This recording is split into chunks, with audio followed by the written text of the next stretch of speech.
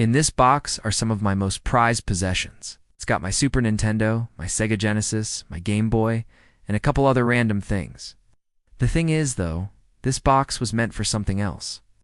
What if I told you it was originally intended to be a coffin? Well, that's exactly what happened back in 1994 when a small company called Interplay Productions released a game called Star Trek: The Next Generation Klingon Academy. The game had an interesting pitch. Instead of playing as one of the Enterprise crew members, you were actually a Klingon cadet attending the prestigious Klingon Academy on the planet Kronos. And the best way to get accepted into this prestigious academy was to do well at a series of tests, which would include fighting against other students in the holodeck, using weapons like battle lightsabers, or even the good old phaser rifle. This sounds fun, but it was actually incredibly boring. The gameplay was slow, unresponsive, and the graphics, oh god, they sucked. But to make matters worse, a real-life epidemic of murder was happening at around the same time. And this game would become infamous as one of the many catalysts for this epidemic. But how did a game about going to space school cause so much death? Let's find out. It all starts with a man named John List. In 1971, List bought a house for him and his family in the suburb of, and everything seemed fine at first. He was a well-respected investment broker who was able to put food on the table for his wife and children. But underneath the surface, he was becoming more and more depressed, paranoid, and reclusive. He started taking loans out to fund his gambling habit, and soon owed over $30,000. One day, while driving to work, he turned on the radio and heard a news report about the Watergate scandal, which made him even more convinced that there was a vast government conspiracy to steal his money. And so List began planning his next move. On November 9th, 1971, he invited his family downstairs to the basement and told them that he had a surprise for them. The last thing they remembered was him shooting his wife and 2 kids before he went upstairs and shot his mother. He then wrote a note saying he couldn't live without his family and committed suicide. When the police arrived, they found the whole family dead from gunshot wounds.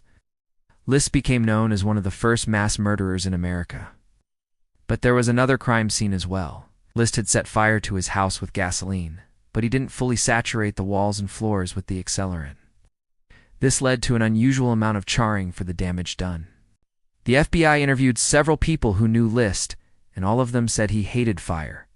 This fact, combined with the lack of fire damage, led to the conclusion that List had not set the fire himself, but rather had used an accelerant to help stage the scene after he killed his family, so that nobody would ever know what he did. However, this wouldn't be the only strange choice that List would make. Several people reported seeing List buying camping equipment in the weeks leading up to the massacre. Now, why someone would need camping equipment while committing a crime spree in the suburbs is still a mystery. But it turns out List packed those camping items into a station wagon he had bought, specifically for the purpose of transporting his family's bodies. After the killings, he drove across country, camping overnight, eventually winding up in California where he parked his car and disappeared. For the next 4 months, the FBI tracked every lead and received countless tips, but they had absolutely no idea where he could have gone. Then in February 1972, a man calling himself Frank Hill entered the British Embassy in Washington, D.C., asking for political asylum. It turned out he was John List, and he had conveniently concocted a story about being an undercover CIA agent who had gone rogue after witnessing illegal activities. The FBI was hot on his trail, and the embassy wasn't going to be a viable hiding spot forever.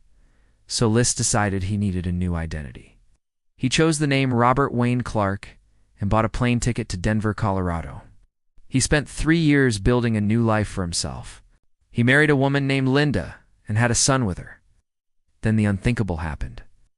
A newspaper ran a story about List's mother's birthday party she threw for him in 1968. Linda saw the article and recognized the picture of her new husband. She immediately called the FBI and List was arrested. He was taken back to New York to stand trial for his crimes. But List refused to cooperate. He pleaded not guilty and claimed he had an airtight alibi for the murders, despite having left town just hours before the crime. List also admitted that he was gambling heavily and had taken out loans to fund his addiction. However, he claimed that he wasn't depressed and had no reason to kill his family. His trial lasted 5 days, and the jury took less than an hour to reach a guilty verdict. List was sentenced to 6 consecutive jail terms of 20 years each, and to this day he remains incarcerated at the Greenhaven Correctional Facility. Now, why am I telling you this tragic story? In the late 80s, early 90s, serial killers and murder were becoming a huge part of pop culture.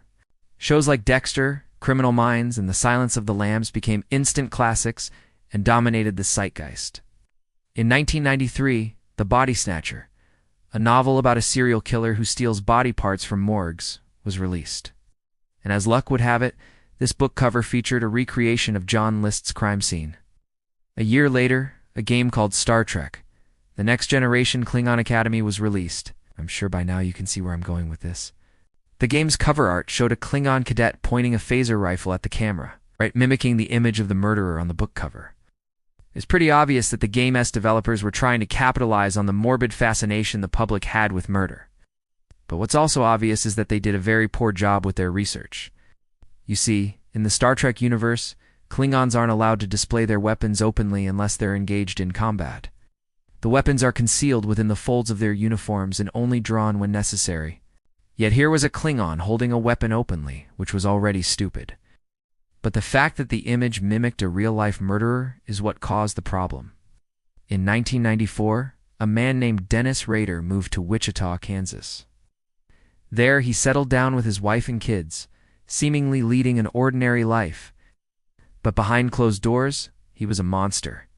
He would creep around in the night, breaking into houses and assaulting women. In fact, he was known as the bind, torture, kill killer, because that's exactly what he did to his victims. But during his killing spree, he took a break. It was February 1994 and a computer game had just been released. It was Star Trek: The Next Generation, Klingon Academy, and it featured the most realistic depiction of a Klingon warrior ever seen. Plus it had a murder on the box. So Rader bought the game and played it until the wee hours of the morning. When he was done, he went outside and began stalking the streets looking for a victim. He found one, broke into her house and assaulted her. Just as the police were arriving at the scene, he fled. As they searched the area, they found the game discarded in an alley. Soon they matched the prints on the box to prints taken from the scene of previous murders, and Rader was arrested.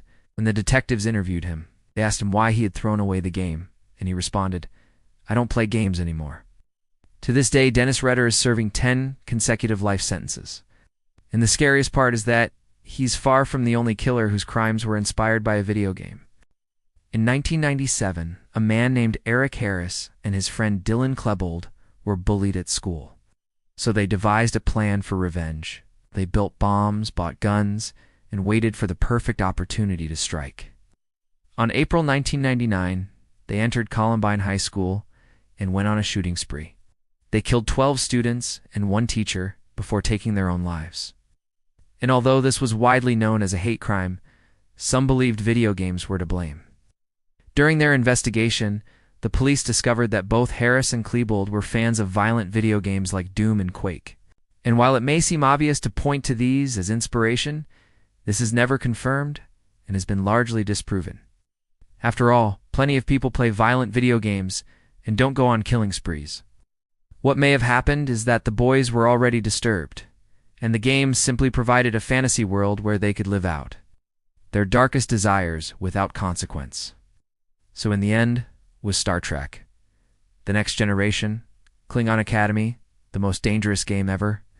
Maybe, but whether you want to blame it for the epidemic of murder is up for debate. Thanks for watching. If you'd like this video, hit that thumbs up button. And if you want to see more of mine, well, just click the rest of the video.